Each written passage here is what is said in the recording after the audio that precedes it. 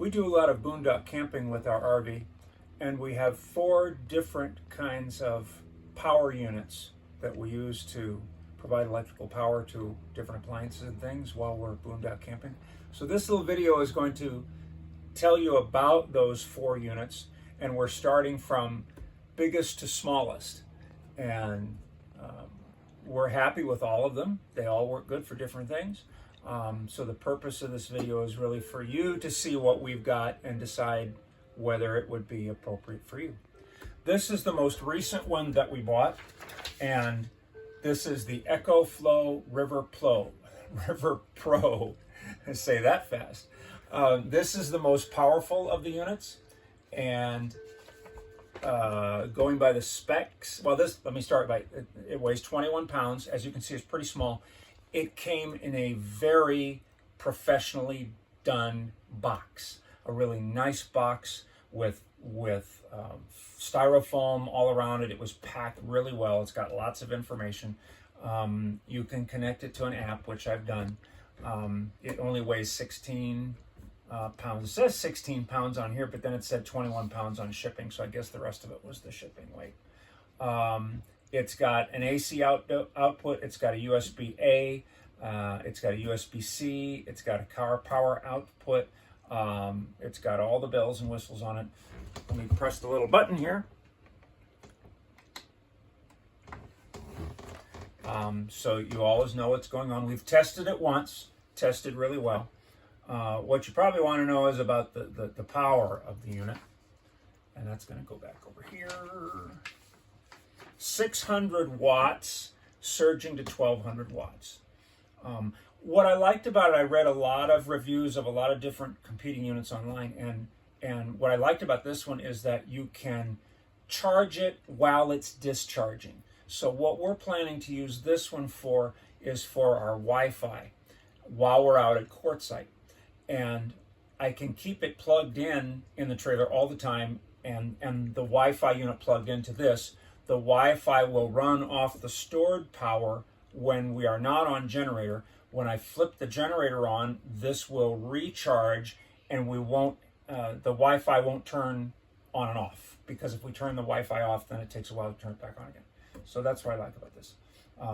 I think this is going to be a real good unit for us. As I say, we've tested it, but not during dry camping, so we don't know about that yet. But from what we've seen so far about the quality of the unit, all the stuff that goes with it, the cables and the packaging and the fact that it can connect to the app, really happy with this unit so far. I guess we'll do another video later to talk about how it's worked out over time. But anyway, of our 4 units, this is the most powerful. Now we're going to go down to unit number 3. All right, so this is our number 3 unit in our video that talks about the 4 power storage units that we have. This one is Rockpal's. It's a 500 watt unit. As you can see, it's got the display screen.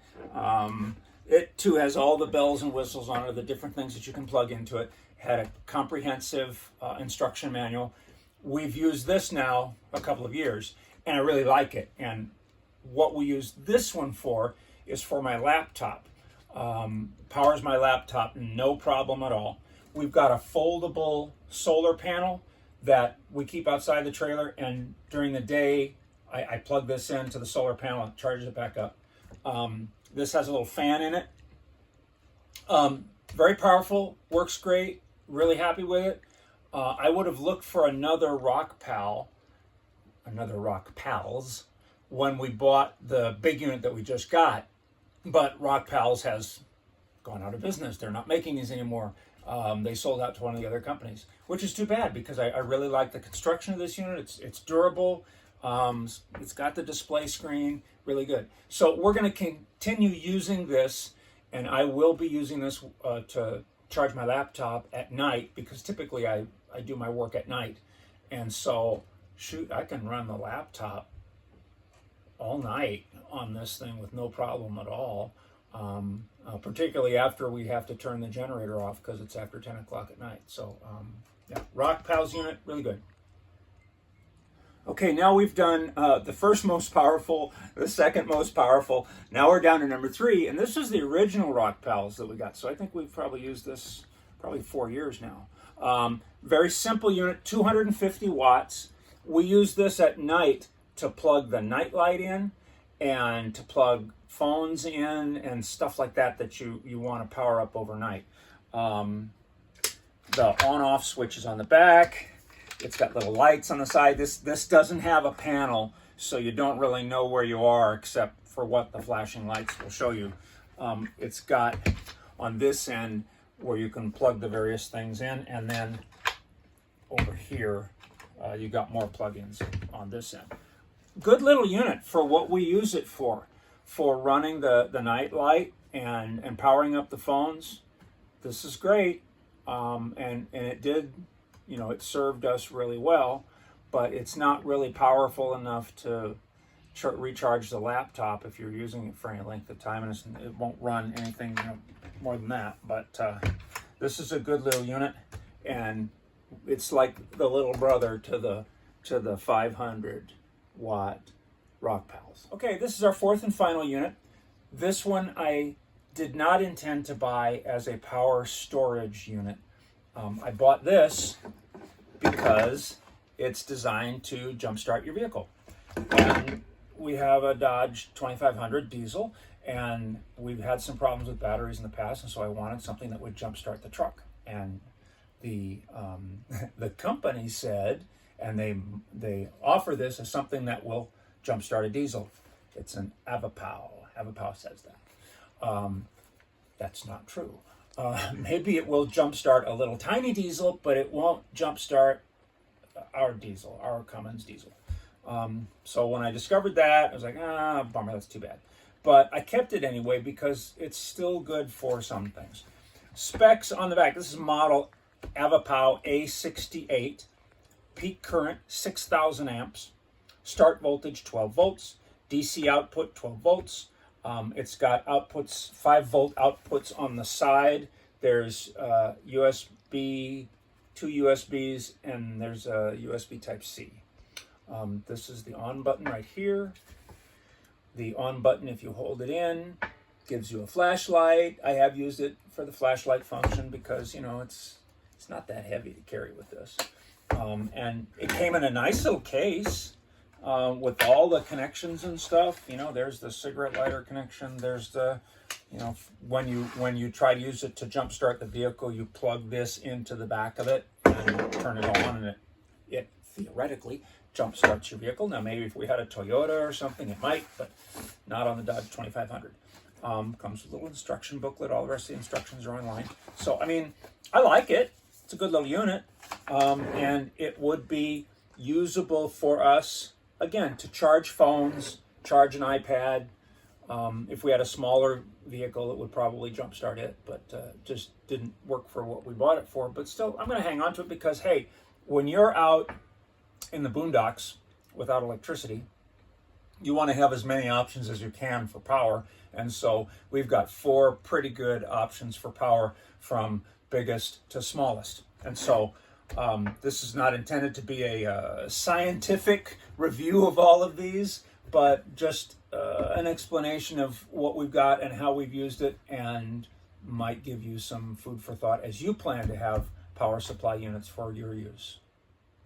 So I didn't say anything about the generator we have, and so I guess I should do that now. I'll talk a little bit about the generators.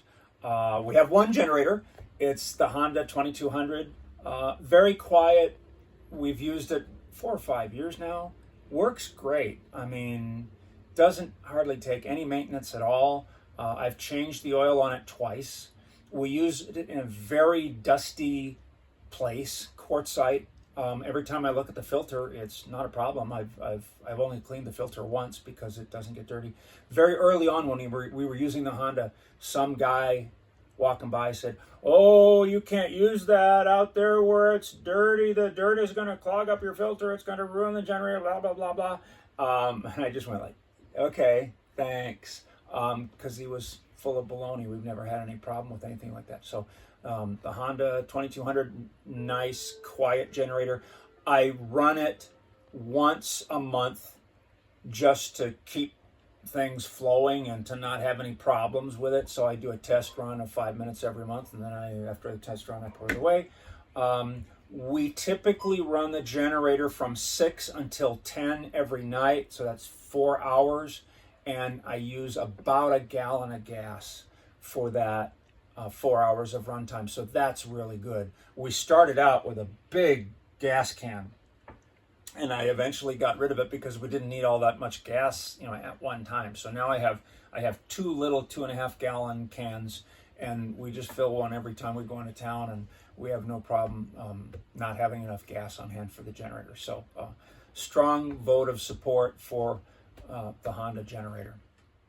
Okay, so now I'm going to summarize our power situation here in the trailer. We don't have the biggest setup, and that's okay because it's good enough for us. At the top of the food chain, if you were, is the Honda EU 2200i inverter generator. Really happy with it. Runs great. Doesn't use very much gas. We've always got that available. Up on the roof, we've got 400 watts of solar panels. We've got one panel that was installed with the trailer by the manufacturer. We've got another one that we had put on at Solar Bills. Yay, Solar Bills. Real happy with them. They did a great job. We have a charge controller, a Blue Sky Energy charge controller.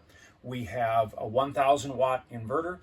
We could probably add more panels and a bigger inverter. The inverter right now is in a very bad place, put in by the trailer manufacturer. It's behind a cabinet, surrounded by wires. It's really difficult to get to.